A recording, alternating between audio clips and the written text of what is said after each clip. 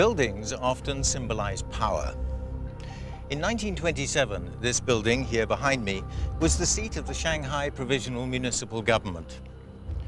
After Chiang Kai-shek's coup on April the 12th, the Kuomintang adopted a policy of harsh repression. Strikes were banned, the labor unions were suppressed, and the communists were subjected to systematic persecution. Naturally, the question arose, should the party's headquarters remain in Shanghai? And if it did, what should its strategy be? Or might there be an alternative? If so, what was it?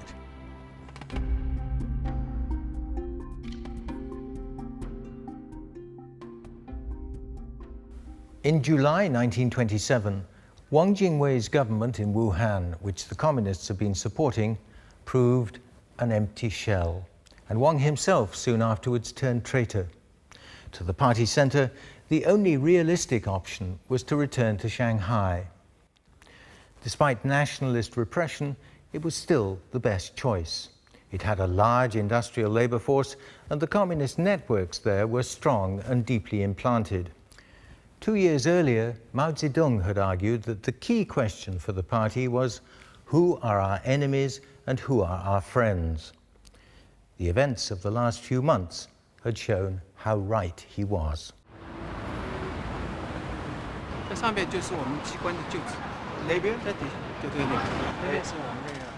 This is the Tianchan Theatre on Yunnan Road, which in 1927 was a busy shopping street in the international settlement. A staircase beside the stage leads directly to rooms on the second floor, which the party used for secret meetings.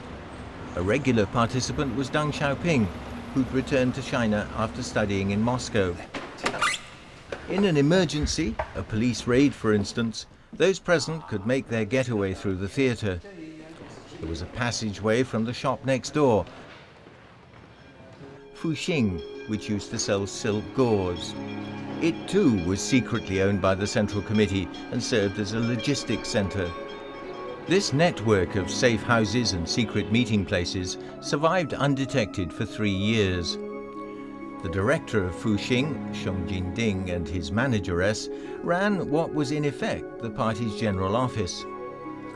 But underground party members are human too. After years working together in clandestinity, the couple fell in love.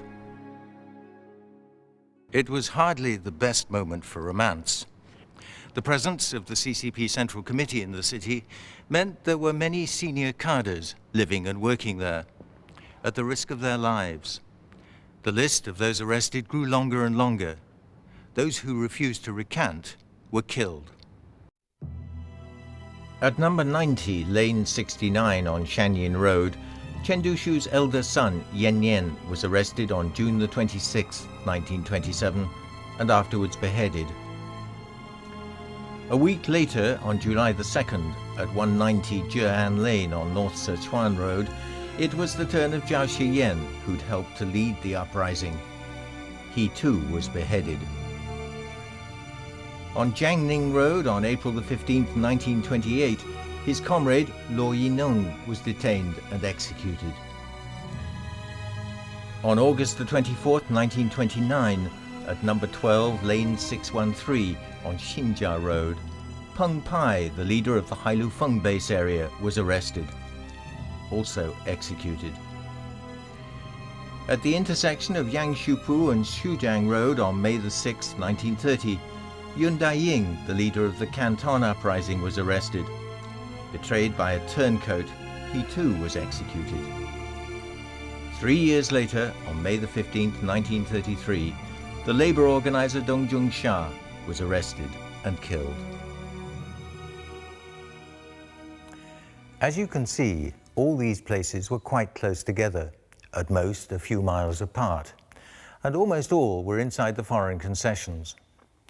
The communists had been using the special status of the concessions as protection against the nationalist police. But after 1927, the situation changed. The extraterritorial privileges of the foreigners were whittled away. Chinese courts were given jurisdiction over non-treaty port nationals. The Kuomintang authorities insisted that the concession police hand over what they called communist criminals. And in most cases, the police were only too happy to oblige. In any case, they had to. Chiang Kai-shek's government tolerated no exceptions.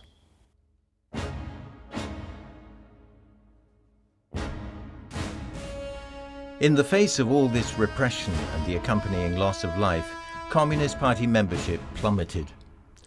People started asking themselves whether the Soviet model of proletarian revolution was the only way, or even the right one. There were sharp disputes within the party leadership, and between the party leaders and the Comintern in Moscow. Some of the party's leaders began to explore the possibility of moving the revolution to the countryside and mobilizing the peasants. Mao Zedong was the first to understand that. In the vast rural areas of China, the Kuomintang's writ did not run. If the communists could introduce policies which benefited the peasantry, they'd be able to build a powerful base of rural support. Mao Zedong refused to follow orders to attack Changsha and marched to the Jinggan Mountains, where he set up the first revolutionary base area. Before long, others followed his example. This is the route of what we might call the Communists' underground railroad from Shanghai to the Central Soviet area in Jiangxi. One of those who used it was Zhou Enlai in 1931.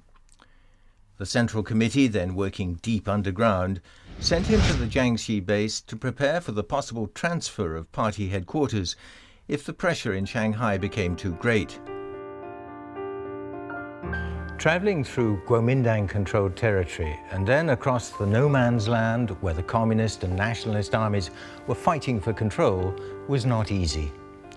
But that was how the party center would go when it eventually moved from the city to the countryside.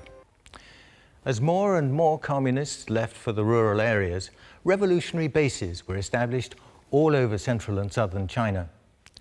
However, the route worked both ways. The Communist Party had been founded in Shanghai.